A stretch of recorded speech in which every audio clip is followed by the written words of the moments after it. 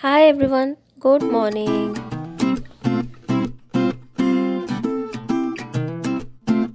Now it's time to morning walk. सुबह उठ के गर्म पानी पीना बहुत अच्छा होता है और मैं भी सुबह उठ के गर्म पानी हमेशा हर रोज पीती हूँ।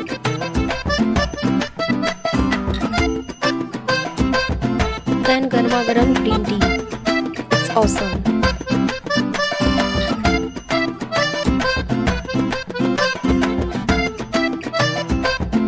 ग्रीन टी के साथ एक बिस्किट।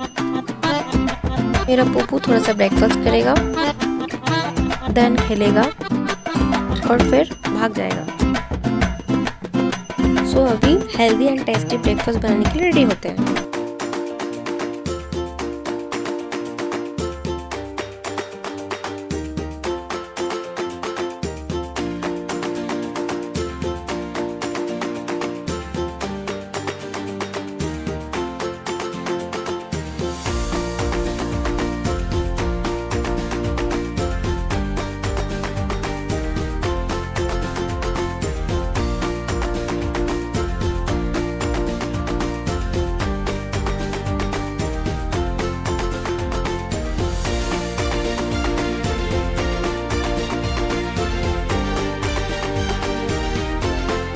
इडली को स्टीम करने से पहले एक बार चेक कर लेना पानी अच्छे तरीके से बॉईल हो जाए। डियर माय फ्रेंड्स, मेरा ब्रेकफास्ट तो रेडी है और आप सब सोच क्या रहे हैं, जल्दी से बना लीजिए।